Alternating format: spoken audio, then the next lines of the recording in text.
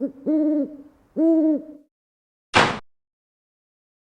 everybody, it's Ian. Welcome back to Introduction to Folklore, and today we're talking about riddles and proverbs. Riddles and proverbs aren't necessarily naturally bedfellows because they're kind of two different things, but they have a certain interrelationship with them. One is that, of course, they are short.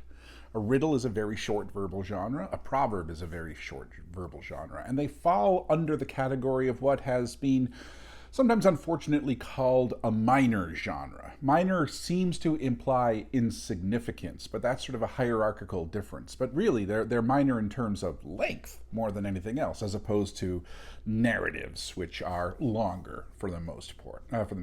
Riddles are short. They might be a tiny little verse, or even just a sort of a sentence fragment with an implied answer. Proverbs are typically, a sentence. Their pithiness, their shortness, their brevity is part of their appeal. So they're included that way. The other way that they are related to each other is that they almost always imply some kind of metaphoricity, but in two very different ways. Proverbs use a metaphor to explain some kind of situation. Let's just sort of start with definitions. And that proverbs are opportunities. How should I put this?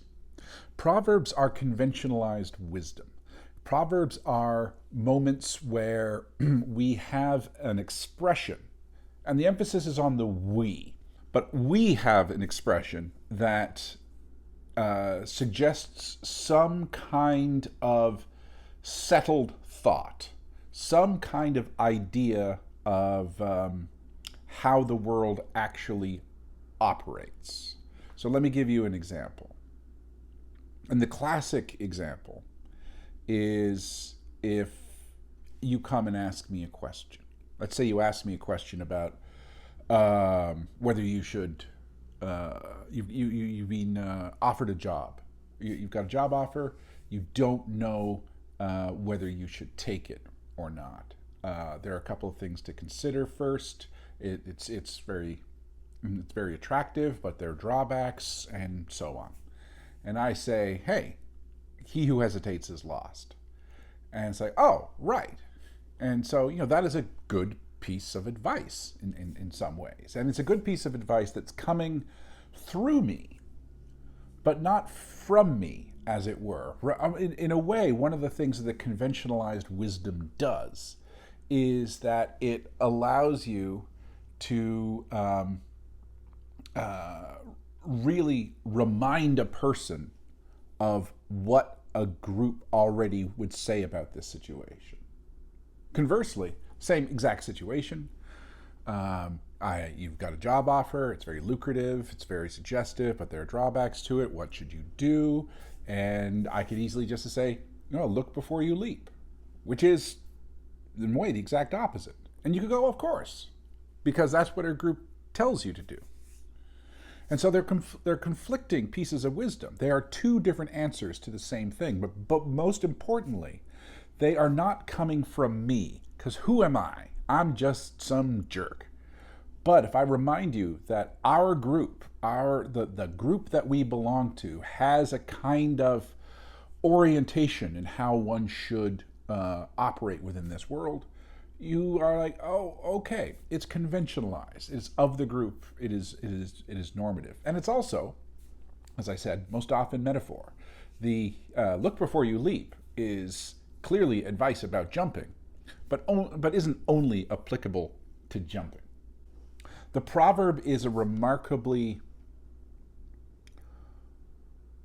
what's the word I'm looking for? It's a remarkably slippery piece of a folk culture. For one thing, they are impenetrable. There are these sort of levels of meaning that are associated with them.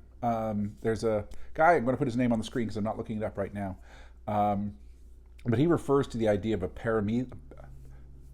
paremiological minima, where he suggests that in order to actually be conversant within a culture, to actually sort of be a member of that culture, and he was using specifically Russian culture. There are like 300 proverbs that you need to understand. And so you can be a language learner, but to sort of grasp the culture, you need to know and have a facility with these proverbs. And it's really kind of fascinating. Going back to the look before you leap issue, there is this role that proverbs play in terms of the conventional wisdom in communities that are primarily oral, because they are the group's understanding of events. So they're used in trials. John Messenger in the 1950s wrote this classic article about the role of proverbs in Nigerian court systems and so tribal systems, and basically making the point that if you have a court case, you have a judge, you have two advocates, one for each of the conflicting parties. And the advocates basically argue what the outcome should be, what the decision should be, by adverting to the salient proverbs. And then the judge basically says, no, that is the correct one, that's the correct reading, that's the incorrect reading, and so on. So it's this battle of case law, which isn't actually fundamentally different from how Western law works. I mean, Western law, the North American court system that you might be familiar with, and you see where they invoke cases, they invoke precedent. The precedent that they invoke is, this case has been settled as I can refer you to the judgment of X. In this case, this almost exactly same situation was judged this way. That becomes precedent, and that precedent enters into the cumulative understanding. Meanwhile, the opposing counsel will say, that's not the relevant case to base your decision on, Your Honor. It should be based on this, because this is more relevant. And as you see in this one, it went the opposite way. And then that's presented to the judge, it's presented to the jury, and basically what is the summary of that, and who wins is based on precedent. So proverbs are based on precedent. Here's the quote from John Messenger. During a case in which a chronic thief was accused of robbery, the plaintiff aroused considerable antagonism toward the defendant early in the trial by employing the following proverb: if a dog plucks palm fruits from a cluster, he does not fear a porcupine. A cluster from the oil palm tree contains numerous sharp needles that make handling it extremely hazardous. Therefore, a dog known to pick palm fruits certainly would be unafraid to touch a porcupine.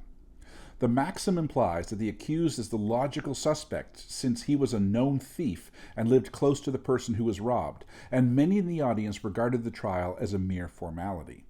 His guilt came to appear doubtful, however, in the light of evidence produced during the proceedings, and just before the justices were to retire, he presented an adage that was instrumental in gaining his acquittal: a single partridge flying through the bush leaves no path. Partridges usually travel close to the ground in coveys and can be followed by the trail of bent and broken grass they leave behind. In using this proverb, the accused likened himself to a single bird, without sympathizers to lend him support, and called upon the tribunal to disregard the sentiments of those in attendance and to overlook his past misdemeanors and judge the case as objectively as possible. So you have this instance of this using proverbs to be the overarching metaphor through which motivations, through which human actions, through which probable cause, and so on should be read. So it's quite fascinating. Metaphors, pithiness, and controlling the body of the having an influence in how the group understands itself, how the group bends towards justice, how the group bends towards action, through these pithy expressions. And proverbs are plentiful, and I highly recommend you seek out proverbs as a sort of guiding principle. I'm really interested in proverbs because they are these fixed forms that are then applied in a variety of contexts, and they can be adapted towards particular contexts. They can be what are sometimes called anti-proverbs, where the proverb is intentionally changed to subvert its meaning or to be sort of a pun of some description. but it requires you understanding the proverb and the original proverb to begin with. So it has that element to it.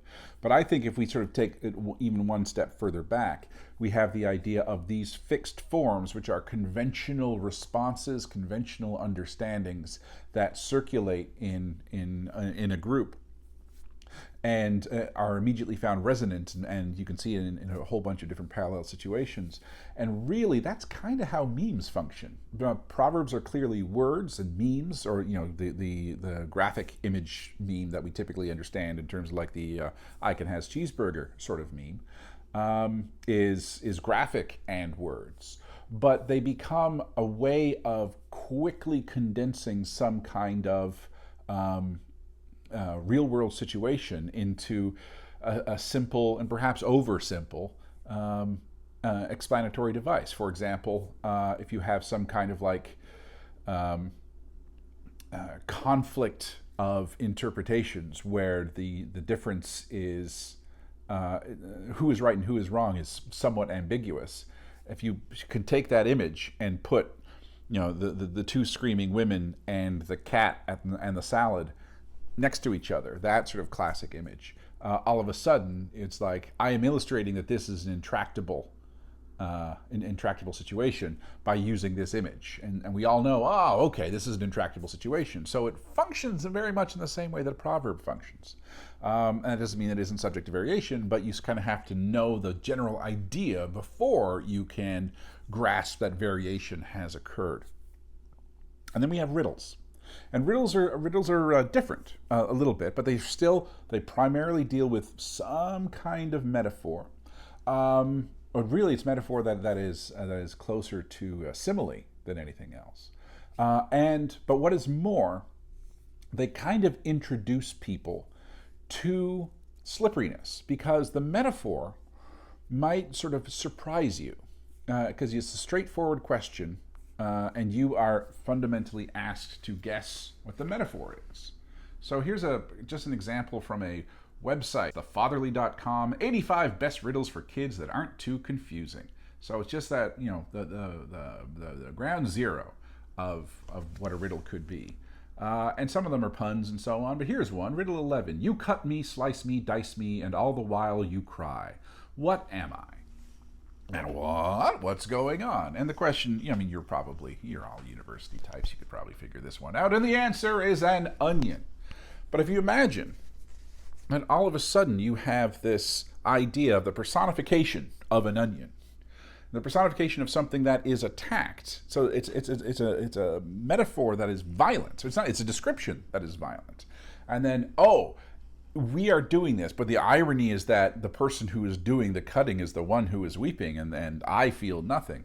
That introduces a child to the idea that language has meanings. Language has multiple meanings, and that the absolute straightforward meaning of language is not always self-apparent. That once you introduce the concept of sort of misdirection, because that's really fundamentally what it is. It almost works in the same way as a joke works, in that the words send you off in one particular direction that is puzzlement. It's like, this doesn't make sense to me. What kind of person would not I can't believe I'm analyzing this lame-ass riddle, but it's a good illustration of it. What kind of person would have no reaction to being sliced and diced and cut? Moreover, why would it be the aggressor who has the reaction, the emotive reaction? It's like, okay, well, we are transcending these clear-cut categories. So riddles become these introductions to the notion that language is not an absolute, that language actually functions on the level of symbol, and that symbols can be ambiguous and polyvalent.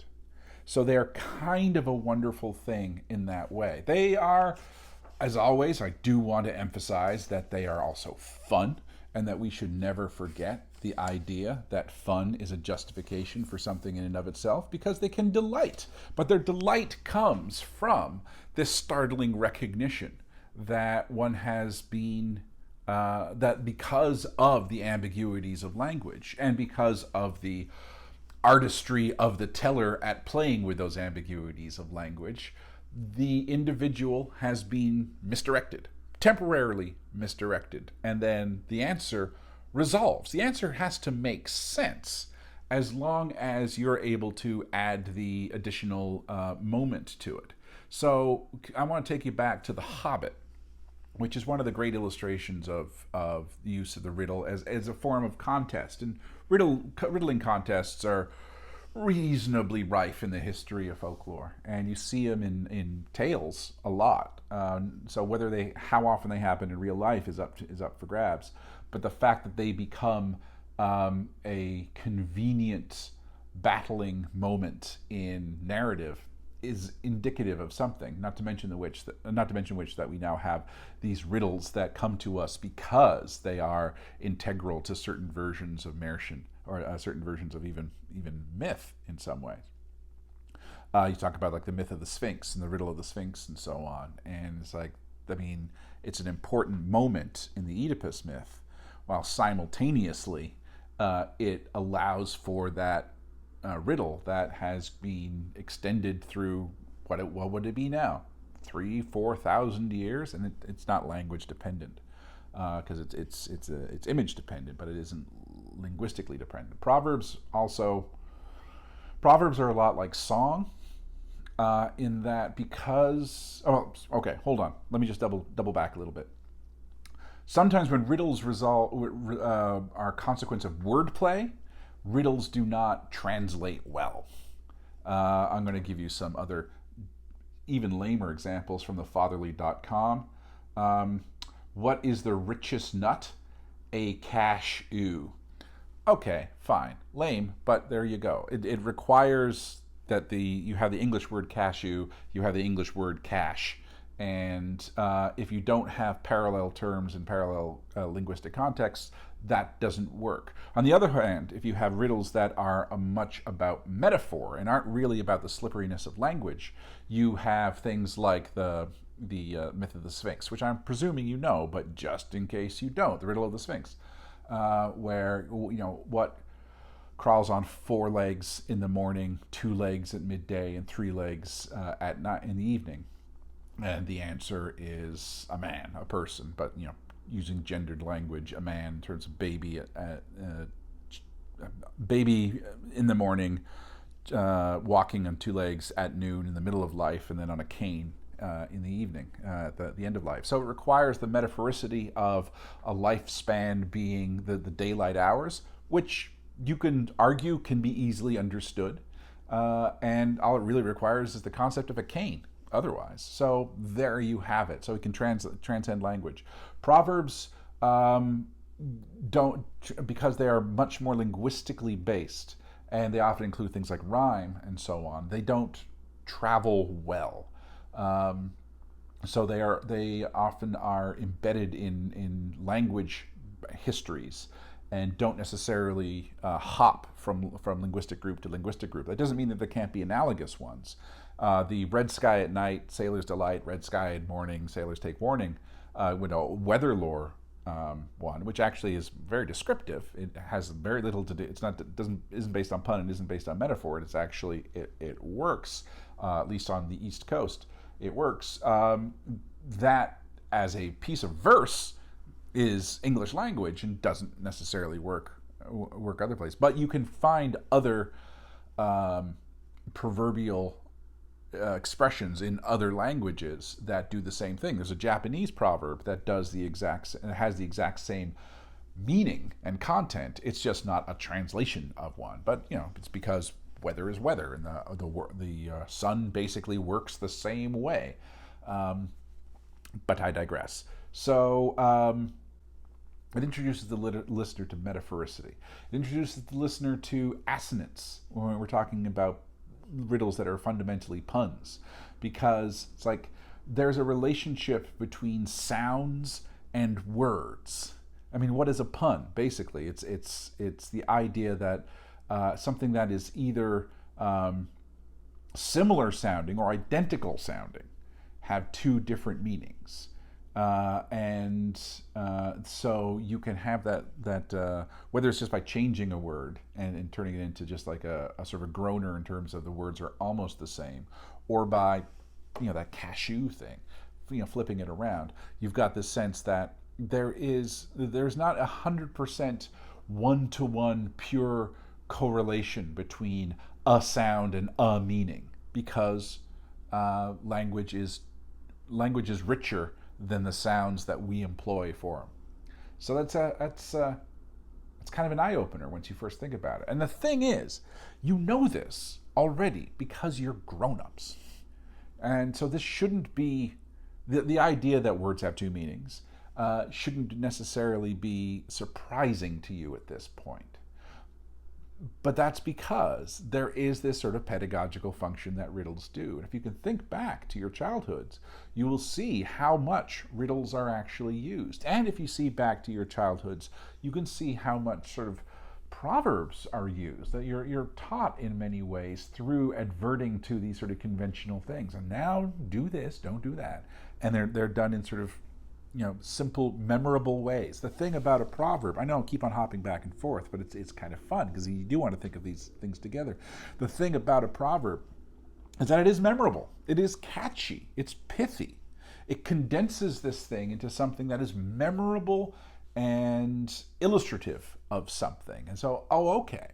And so if you take this piece of the semantic content of a piece of wisdom, an approach, something that your group is saying is a way of being in the world, and you attach it to something that is memorable, all of a sudden you just have this rich node of understanding and can use it forward. So it makes sense that education relies on either things that are kind of are actual proverbs, or are proverbial-ish. Let's see if we can condense it down to its essence. Let's see if we can oversimplify is unfair, but see if we can turn it from a complicated thought into a simple thought. And of course, new ones emerge. And Wolfgang Meter, who is the proverb scholar, he's just the proverb scholar. He's the guy in the English language, and has been for arguably the past 45 years on the study of proverbs. And he's the guy in German, as if that weren't enough. But he's done a lot of work on these proverbs that are really part of our consciousness, but they're not age old. The proverb doesn't have to be new. We can talk about sort of the proverbial expression of being voted off the island, which comes from Survivor. So that's since the year 2000. A picture's worth 1,000 words, which was a I can't remember if it's Kodak or Polaroid, but it was advertising campaign in the 1950s. If the glove don't fit, you must acquit, coming from the O.J. Simpson trial in 1995, 1996, can't remember the precise year, on and on and on, that these ideas enter into the group and are pithy enough expressions that they immediately summarize some kind of thought, and we can use them. So they're kind of fun. They are remarkably orienting. We tend to move beyond it as we grow older. We don't really tell each other riddles that often, at least not in the 21st century. But we'll still every now and then invoke the old proverb. And the fact that we can invoke proverbs really ties in and lets it be known that we are talking to our group. There's this wonderful moment that it came out in, of all things, it was in the 2000 election. And someone basically, because let me just make this clear, because proverbs, as I said, that's a premiological minimum. And that the idea is that knowing the proverb is one of those things that kind of makes you know that you are in the group. And so groups have their own proverbs. And they can be somewhat unrecognizable, unfathomable, silly, maybe, to outsiders. And there was this, George W. Bush was campaigning, and he was saying, you're too busy pointing out the splinter in my eye to realize that you got a big old beam in yours. It's something along those lines. I'm paraphrasing, but I'm the splinter in the beam is what's critical. And a reporter, or some political commentator, basically said, I don't know why he was using this convoluted metaphor to where he could have been saying, that's like the pot calling the kettle black, But the reporter, the political commentator, didn't realize that what he's actually doing is quoting Jesus and the idea of the mote and the beam. So he's using a biblical proverb that he knew his audience would recognize because his audience was scripture literate. And the reporter didn't. And so all of a sudden this reporter is like making fun of Bush, but Bush knew his audience and knew the proverbial understanding that he used. The proverbial understanding of his crowd, and therefore when he invokes this, he's not simply invoking this as a piece of common sense. It becomes a shibboleth of sorts of being part of the same group. So that's a kind of a fascinating moment. And the use of proverbs in political rhetoric is startling and fascinating. And again, an argument that Wolfgang Meter makes an awful lot. But he's written entire books on Obama and proverbs. There we go, Wolfgang Meter's Yes We Can. Books on Obama's use of proverbs. He's done it on Lincoln. He's done it on Churchill. He's done it on Hitler, for that matter. It's not always positive by any stretch of the imagination, but the way that speech is used to take a rhetorical position and locate that rhetorical position within the common sense of the group, they do that through proverb. So it's a kind of a fascinating field. And there we go. So the question of the week is basically that. Is there a piece of conventional wisdom that you use, that you have, that can be sort of a pithy phrase? I've been using English language examples, of course, because I speak English, but maybe English is not your first language and you have some from your own language group.